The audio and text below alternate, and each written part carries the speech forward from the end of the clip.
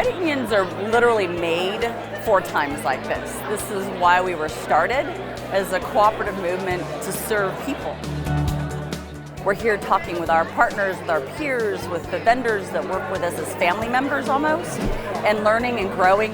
It makes us different from a lot of the other financial services industries, and it's one of our, frankly, best kept secrets. Tonight is a great example. I mean, here we are. Some might call us competitors. I don't call us that, but here we are, a lot of different credit unions from this area, and we're here to help each other. Are you ready for the main event? There have been reports for the past few years of a silver tsunami of wealth transfer coming as baby boomers pass their wealth to the next generation. How has your credit union planned for this generational wealth shift, including maintaining relationships with those receiving the wealth? When we think about it at Patelco, we think about it as family banking as opposed to individual banking. How much easier is it to transfer when your family members are all connected, whether it's through online or through any other vehicle, mobile, whatever you get what? Instantaneous transfers to your children. Now, I realize it doesn't come back, okay? And then the last thing that matters a lot is your digital experience needs to be designed for your Gen Ys and your Gen Zs, not your Gen Bs, okay? Because that matters to them. And if you can't serve them the way it matters to them, all that family banking I talked about doesn't work.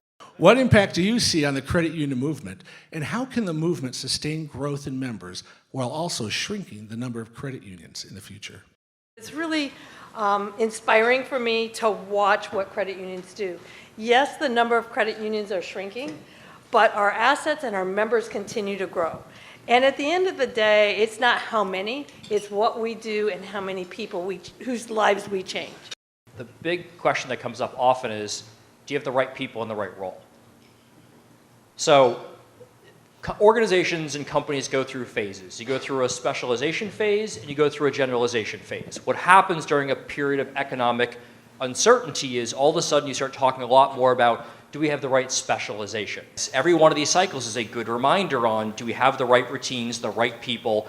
And if you do that really, really well, no matter what comes at you, you will thrive. And that's what this is all about. What is something that you have invested in early on in your career that that you feel like really helped you to get to where you are today? Don't be afraid to volunteer. Raise your hand, get involved, approach your career like you approach your life with a sense of urgency, right, and curiosity. Risk more, fail faster, and volunteer for everything. I thought I was going to be an astronaut. I really did. And then I found out I was claustrophobic, and if I had put...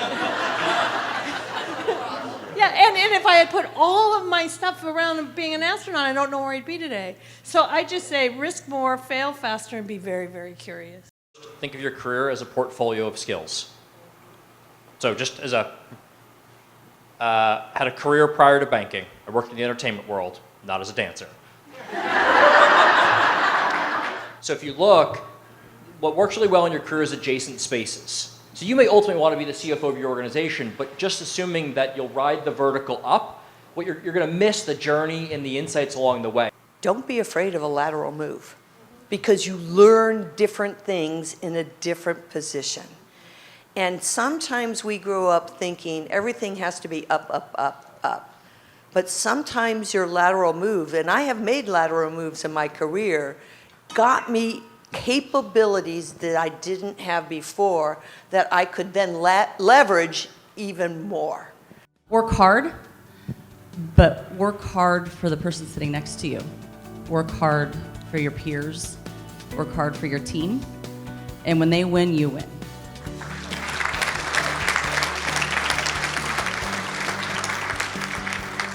We truly do help people. Every day, a credit union can change a person's life because it's not all about policy and procedure. It's really about where are you, what do you need, and then how am I going to get you to that next level? Banking is a fiercely competitive business. Credit unions are not competitive. We talk about, well, one of our cooperative principles is cooperation among cooperatives, and you can see that here tonight. People look at it as this value of trust, and you think about the shift from the pandemic and everybody's seeking for like, what is the new normal, what does life mean to me? And all of a sudden you start to think about who am I doing business with? And so credit unions are naturally positioned to basically say, we're in your community, we're member owned, but basically every dollar we generate, we're basically giving back in some form or fashion. So to me, it's a really kind of easy conversation on why a credit union.